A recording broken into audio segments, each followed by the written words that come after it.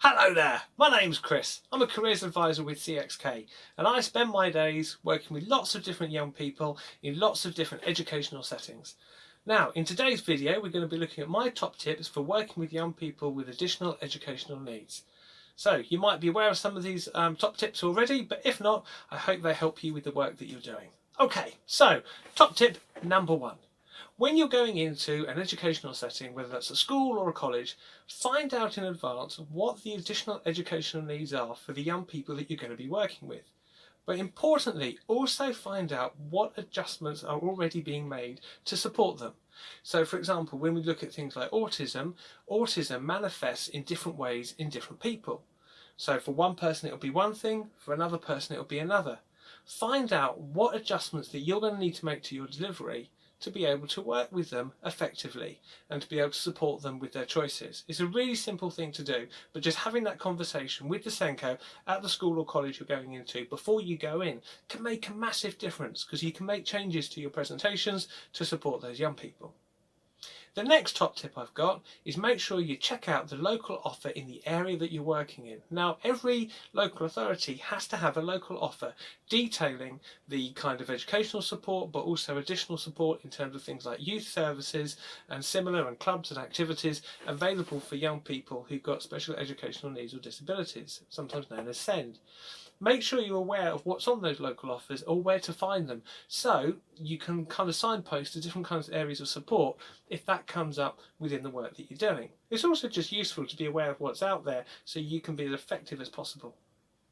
My next top tip that I've got is also make sure that you check out things like the DWP website, because there's loads of information on there in terms of the support available for older young people. This includes things like the Access to Work grant, but also the employability programs and support available through the DWP. It's worth having on your radar, again, in case you need to signpost. Now, my final top tip that I've got in terms of when you're working with young people with additional educational needs is to make sure that you're aware of where you can find other information. So, for example, there are loads of organisations out there that support for specific types of needs, and they gather lots of pertinent information together. So find out what those kind of organisations are, and if you don't know where they are, do a Google search. So if a young person's presenting to you with a particular type of need and you're not quite sure what's involved with that need or how you can support or the other kind of services around for that, if you do a bit of a Google, find out either the charity or the agency who supports those particular kind of needs, and go and check out what's on their website, because there's loads of top tips and information on there that will help you when you're working with young people with different educational needs that you might not have come across. They're a fantastic source of support for CPD, but also for signposting. So for example, I've worked with clients who are trying to get support with their options and what they're doing. They haven't had much luck. My own knowledge has been quite limited in some of those areas, but I've gone to the charitable bodies that actually represent the needs of those young people, and there's been loads of stuff on their websites in terms of extra stuff to help them. So those are my 4 easy to access top tips when you're working with young people with additional educational needs, or you're going into a setting that you're not always based in and you're going to be delivering some content. Okay, so first of all, find out what kind of differentiation or adjustments are already in place and see if you can match that with your presentations.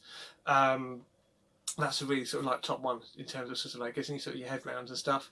Check out what the local offers are. Again, just a quick Google search should be able to bring up the local offer for the area that you're working in. Check out the DWP website so you're aware of kind of what support is available on there. And don't forget to look at charitable bodies and agencies who represent young people with additional educational needs, and in particular different types of needs, because there's loads of extra information on there that you can find.